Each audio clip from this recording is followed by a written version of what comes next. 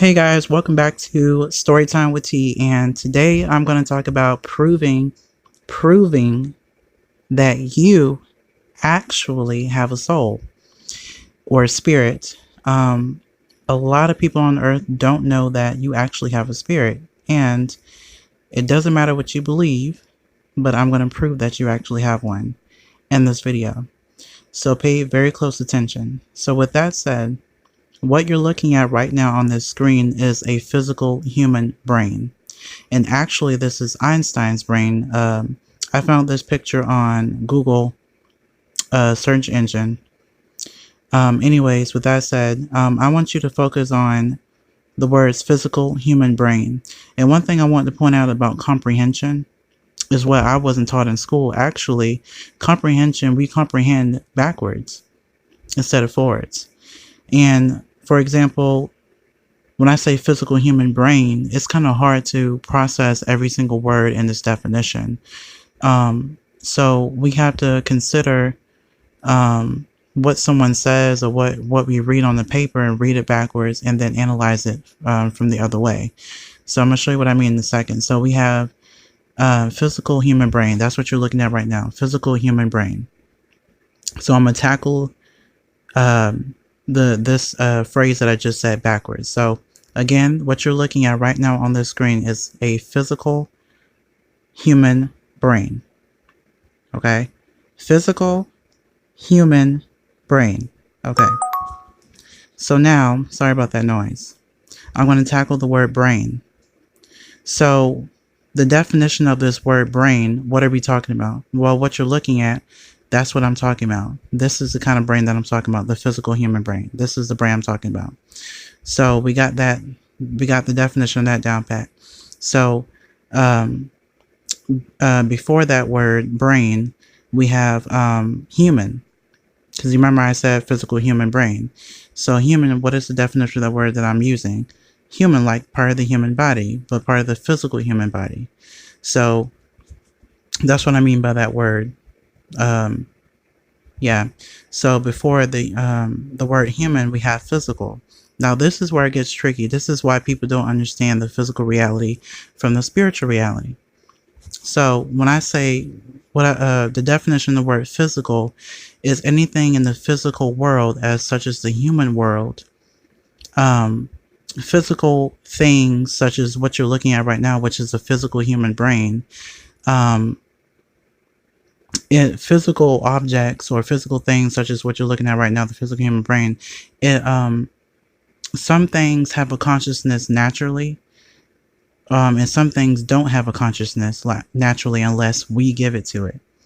Give it a consciousness. For example, this human brain naturally has a consciousness, or another word could be mind, or another word could be brain. Those are they basically are different words that you can use to describe a consciousness. But other physical things in life could be like a computer. A computer is a physical thing, as part of the physical human world, because anything, I'll say this, anything that's physical, I'll give you this definition of physical. So hear me out. So when I say the word physical, one definition of the word physical is that anything that you can physically see with your physical eyeballs, physically smell, physically taste, physically hear, physically feel, is part of the physical reality, or our physical reality, or physical world, or physical human world. That's physical. And adding to that definition, in the physical world, science looks at things that are possible. And when you consider the scientific method, the scientific method only is based on things that you can physically see, physically smell, physically taste, physically hear, and physically feel. And it only focuses on possibility, things that are possible. That's it, things that are possible. And when it comes to nature, Every living thing and non-living thing, every living thing such as the trees outside, they're living. They have life. They naturally have life in them, or a consciousness in them. We didn't put the consciousness in them, but they have consciousness. Um, they can live, they live, and they also die. But one thing that trees and grass and stuff like that, part of nature, is part of the physical world, meaning that even though it has a consciousness, and human beings didn't give it a consciousness or life, trees does not have a mind or consciousness like a human being has a consciousness. For example, a tree cannot talk to you. It can't hold a conversation. It can't cry. It can't hold emotion. It can't do any of that kind of stuff, because that would be impossible, right? So then we have animals. There's a consciousness in animals, meaning that they can think, but they can't talk. They can't talk to you. They can do things similar to us, but they can't do things like us. Um, and then we have us. We have a consciousness in our brain, and we can think, we can talk and communicate with each other and so forth. So with that said, back to the physical brain, I'm trying to get people to understand this one thing. So science has already figured out that we see with our mind, we taste, we smell, everything we do is with our mind. But the thing that I'm trying to get people to understand, I'm going to go back to the word brain. So I'm going to explain both realities to you. So human beings live in the physical human world. And this, what you're looking at again, is called or can be called the physical human brain. So the word brain, the definition of that is what you're looking at, and what you're looking at, you can see it. If you were to take your brain out of your body, you can physically see it, you can physically smell it, you can physically, touch it and all that kind of stuff. It's possible. So, being able to do that, people are saying that when I ask them questions like, who are you talking to? Can the brain talk and whatever? And they're like, of course it can. And I'm like, well, the thing that they don't understand is that the physical part of yourself helps you talk. And that's what I'm trying to get people to understand. Not only is what you're looking at physical, meaning that anything that's physical cannot talk to you unless it's programmed to talk to you. For example, you take your human brain out of your body, it's gonna be alive, but it's gonna have the life that it has in it. Another word for the word life is consciousness. It's gonna have a consciousness, meaning that it's gonna be alive, but it doesn't have the kind of consciousness that we think that it has, or the type of ability that we think that it has, because that would be impossible in the physical world, because a physical brain cannot talk and do things the way we can, right? That's impossible. And also considering the fact that the physical brain is considered meat. For example, if you were to put a lion on a table and you put the physical brain on the table, the lion can physically see it, smell it, and may even eat it. And you ask yourself, why do lions eat brains? Or why would the lion eat the physical brain that's on the table, physical human brain that's on the table? Because it's meat. It's another form of meat. And meat, we all know, we all eat, well, some of us eat chicken or whatever, but I'm talking about meat. The brain is not only physical, but it's also meat. So anything, it doesn't matter what kind of meat it is. Meat is meat. When you go to the grocery store, you get some meat. You're not going to sit there and talk to a bag of chicken, raw chicken, right? That people are going to look at you like you're crazy. So again, what you're looking at is a physical human brain, and anything that in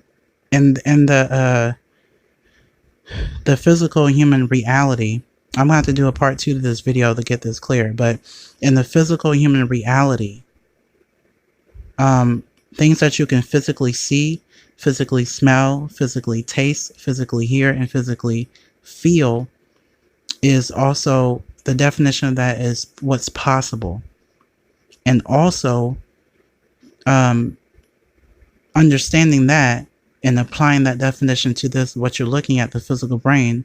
Again, if you were to take your physical brain out of your head, if a scientist were to study your physical brain, imagine the scientist or a person that's a scientist taking your physical brain out of your head, and he puts it on the table, and what you're looking at is your physical brain. The scientist can physically see this brain, can smell it, physically smell it, well, not taste it, but and feel it and all that kind of stuff. This is, it's in the physical, it's in the which means that, okay, so we have that part, and now if the scientist is studying the brain more, we already know that we can physically see it, whatever, and now we understand that, oh, the brain also has a consciousness, but this consciousness or mind that this physical brain has is not the same consciousness as the other so-called invisible brain that's in us. So, and also, with that said, the physical brain is also considered meat, a type of meat. Just like you have chicken brains, you have, some people consider chicken brains as a delicacy. They're all considered meat. And we all know that meat cannot talk. It cannot cry, can't hold emotion, but it can have a consciousness naturally built into it. Or if we give it a consciousness, then it can talk to us. But looking at the physical brain, we didn't give it a consciousness naturally. It came like that. But the consciousness that came with it, it's not the kind of consciousness that can think, that can talk, and that can do things the way that we can. So with that said, the two realities, you have the physical human reality, which is something that you can, which is the reality that human beings live in, where you can physically see things, physically smell things, physically taste things, physically hear things, physically feel things. And then you have your other brain that's attached to this physical brain, which is a reality that you can't physically see and can't physically smell, physically taste, physically hear, and physically feel, but it does exist. And so hopefully I explained good enough. I'm gonna have to do a second video, but hope you understand the both realities. That's why there's atheists and stuff like that, because they can't. And one thing that your physical brain can't, well, your invisible brain, you actually have three minds, but the other two minds are actually invisible. You have your physical brain, the physical human brain, which is what you're looking at. And then you have your other brain, which is your physical human spiritual brain, spirit brain, which is attached to the physical human brain, what you're looking at. And that's the brain that is invisible, but not really truly invisible. It's just the perspectives are off. And that's attached to the physical brain. Then you have your higher spirit brain, which can understand both the physical human brain reality and the physical spirit brain reality.